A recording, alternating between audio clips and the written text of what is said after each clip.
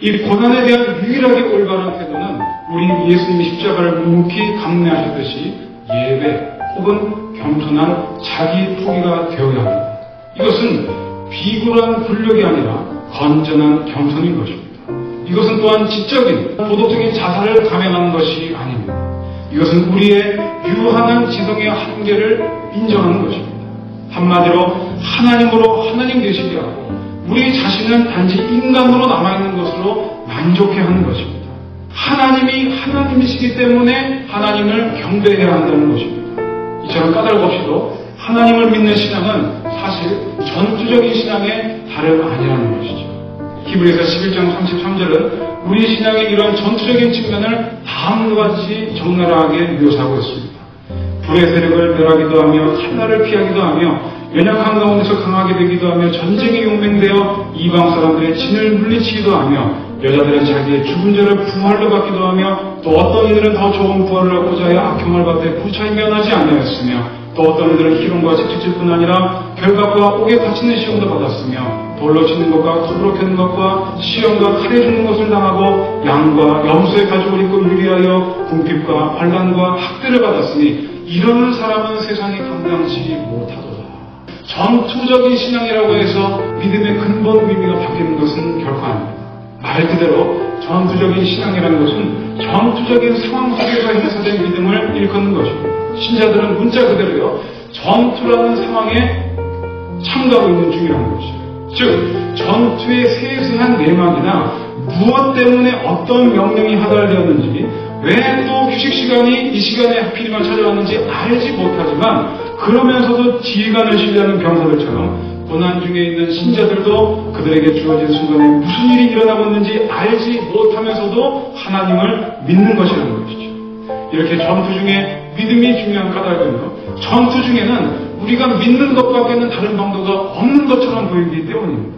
우리는 때로 무력감과 좌절감을 느낄 때가 있습니다.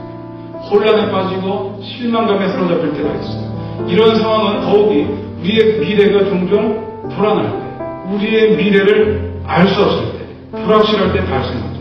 바로 이러할 때 원수 사탄 마귀는요, 더욱 철두철미하게 좌절감을 안겨주기 위해서 교묘한 조작을 통해서 불안한 상황을 조성하고요, 우리가 기도해야 할 제목들을 알지 못하게 만들고 우리 자신이 무가치한 존재라는 사실을 드러낸다는 것이에요.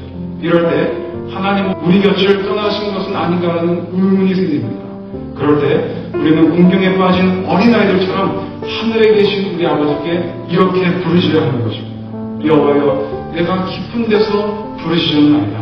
주여, 내 소리를 들으시며 내 간구하는 소리에 귀를 기울이소서.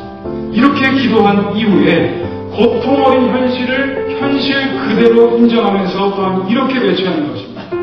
그런데 내가 앞으로 가도 그가 계시지 아니하고 뒤로 가도 보이지 아니하며 그가 왼편에서 일하시는 내가 만날 수 없고 그가 오른편으로 돌이키시나 배울 수 없구나. 나의 가는 길을 오직 그가 하시나니 그가 나를 단련하신 후에는 내가 정금같이 나으리라.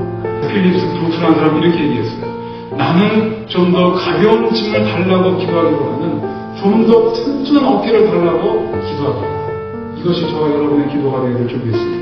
여러분, 하나님의 나라에 가는 것은 인내심이 필요한 일입니다. 하나님은 우리가 원하는 때에 반드시 오시는 것은 아니지만 하나님이 작정하신 때에는 반드시 오시는 분임을 믿으시기 바랍니다. 우리에게는 새롭고도 영원한 보들이신 예수님의 십자가 사건을 통해서 까닭 없이 고난을 당하는 중에도 진정으로 참된 소망과 자유를 누릴 수 있는 근거가 있다는 사실을 발견했습니다.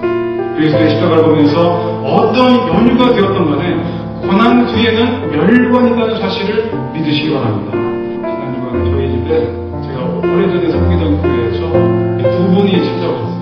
옛날에 직장님이셨는데 한 분은 전도사가 되시고요, 한 분은 권사님이 되셔가지고 오셨어요. 그런데 그 교회 상황이 예전부터 그랬는데 물질주의에 사로잡힌 교회라고. 그러니까 물질의 많고 적음을 따라서 사람을 세우고, 물질이 있는 사람에게 기득거든요. 물질이 있는 사람이 말하고, 물질 없으면 사람 대접받지 못하는 그런 교회. 그런 교회에서 많이 상처를 받고 이 두 분이 저를 찾아오세요. 저를 찾아오면 어떻게 하라는 거예요, 그죠? 하교하려고 찾아오신 거예요. 오셨는데 말이죠. 이렇게 얘기하더라고요. 그 교회에서 신앙생활을 하시다 교회를 한동안 못 다니시게 되었던 분이 최근에 다른 조그만 교회에 출석을 하시게 됐다는 거예요. 그러면서 권사님한테 이렇게 이야기를 하더랍니다.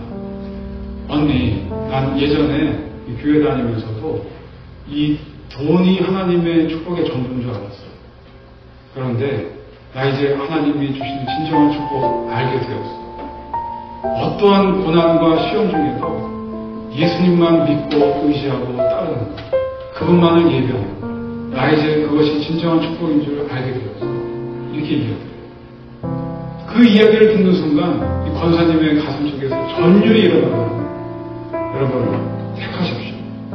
하나님이 여러분의 축복을 위해서 존재하시는 분이십니까? 아니면은 우리가 하나님의 영광을 위해서 존재하는 하나님의 자녀입니다. 주여, 내가 까닭 없이 하나님을 순전하게 사랑하고 경외하는 일평생을 살게 하옵소서라고 기도하는 것이 우리의 평생의 기도의 제목이 되어야 될 줄로 믿습니다.